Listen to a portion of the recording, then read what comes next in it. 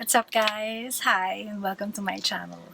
So, today I will be teaching you how to grow your business and succeed in your career through my easy to follow experiential tips.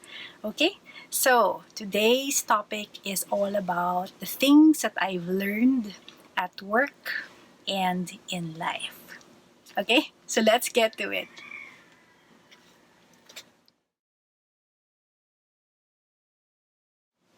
Welcome back. So, in a job or business that exposes you to many challenges, it pushes you to develop a mindset to overcome. What does that mean? It is the confidence to know that to every problem, there is a solution. All you have to do is to find it.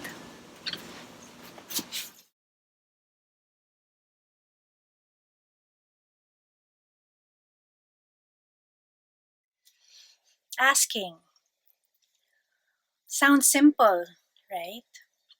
Well, actually, asking a question or asking for clarification, asking for help is easier said than done.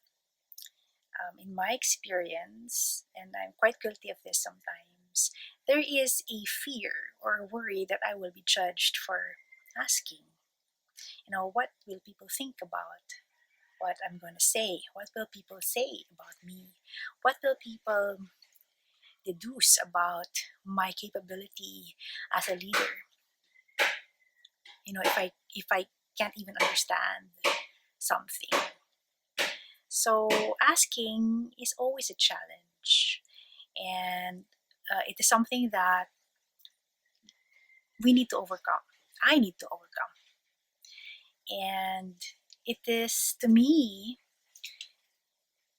simply about, centering yourself and thinking to yourself, what's the worst thing that could happen if I ask this question? If I don't ask this question, I will never know the answer. And will probably make my job or my task even more difficult. Or what's the worst thing that could happen? They say no. And what's so bad about that, right? So asking is not a bad thing. It is actually important in your decision making process. Getting clear on the different things that you need to know to make a decision, to make a sound decision. So I always tell myself, don't be afraid to ask. So I'm telling you, don't be afraid to ask. How do we ask a question? How do we ask for clarification or ask for help? Well, to me, what helps a lot is I think about it. I really prepare and craft my question well as I could. Sometimes I'm not very articulate. Sometimes it doesn't happen that way. Sometimes I get really confused with my own question. But what's important is that you just post the question. Now, if they don't understand, then they will ask you for clarification. They will tell you, hey, I don't understand what you mean. Can you clarify a little further? And that's what I do with my team. I always encourage them to ask questions. Ask me. If you don't understand it, if you don't get what I mean, if you disagree with me, just ask. Let's talk about it and let's get clear about the task or the project at hand, because it's the only way for us to succeed is if we're clear about everything that needs to happen.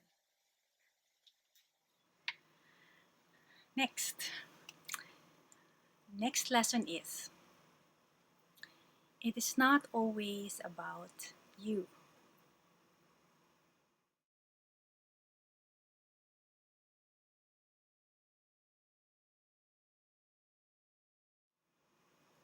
Now, this is something that I always keep in mind when I deal with my team, with my clients and people. It's not personal. But this is an even harder lesson to learn, unfortunately. Um, at work and in life,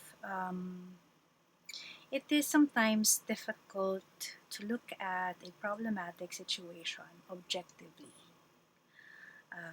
However, in order to find a solution to the problem or to diffuse a situation, a negative situation, for instance, we need to set emotions aside.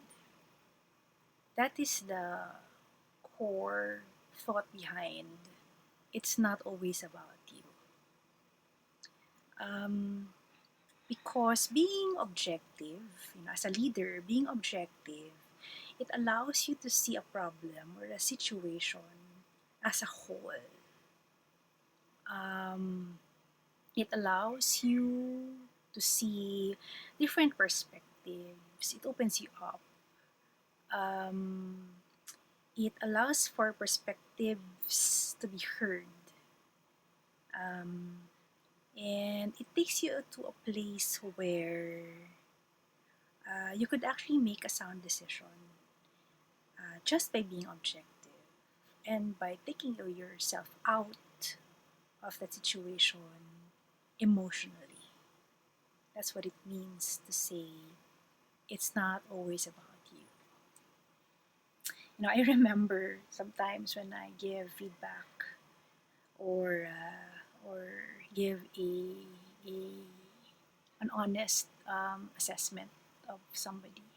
Um, I always set it up in such a way where I actually start with an objective.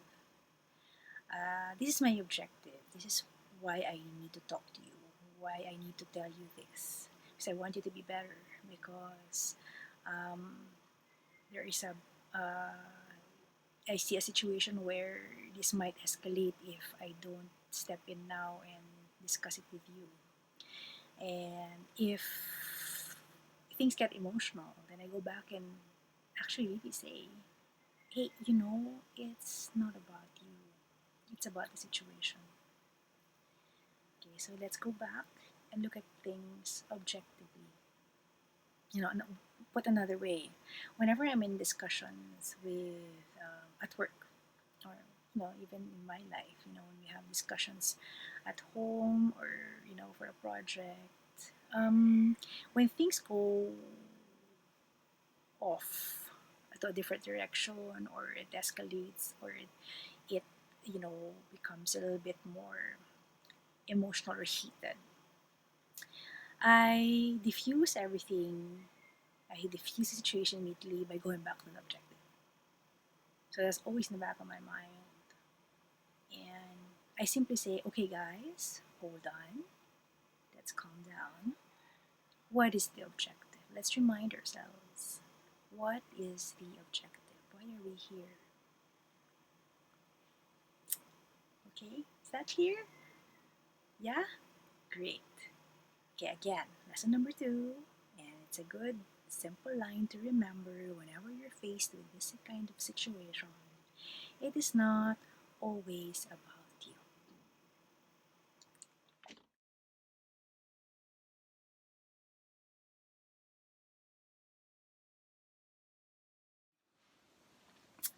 Give it your best, and the rest will take care of itself. Now, if you're someone like me who always takes pride in going for best, this is a tough um, this is a tough one to learn. Um, but you must realize that there are really things that are beyond your control. Um, there are things that are beyond your power or beyond my power to control. So I simply tell myself that, no matter what, just do it. Do the best that you can. And then if it goes your way, then great. Congratulations. It's really for you. It's really for me. But if it doesn't, then console yourself with the fact that that you gave it your all. That you gave it the best that you can, but maybe it's not for you. maybe something else is for you. So the lesson is to also have that in the back of your mind, that it could happen that even if you really, really, really, really want this one, you really want it, you really want this thing to go your way, but it doesn't. There is a possibility that it won't go your way. So you also have to be ready for that. Be ready to accept that maybe this isn't for me, and move on. Find something else. Maybe, you know, there's something else down the line that's for you. Maybe this isn't it. So give it your best. Let the rest take care of itself. Okay, so now I don't have any lights, but you know, it's what it is. Anyway, so that wraps it up for me for this episode. So I hope you picked up a little something from what I just said. And these things that I'm sharing are things that I actually experienced myself. I'm a kind of person who introspects a lot, and I look back at certain situations. After the situation has happened, I look back at it and I think about what what happened that was good, what happened that was bad, that I could have improved on. Maybe I could have said this thing better. Maybe I'll do it another ways another time if it happens again, or something similar happens again, because they sometimes do. So I learn from all that. I try to remember the things. I try to um, you know come out of a situation with a learning, and I try to remember that learning so that in the future, um, I could share it the way I'm sharing it to you today, or I could deal with a similar situation, in a much better way. So I hope you learned, or you like what you're learning from me, and if you do, please hit subscribe, or write me a comment, ask me, or if you have any topic that you want me to discuss or talk about, feel free to tell me, and I'll see you in my next episode.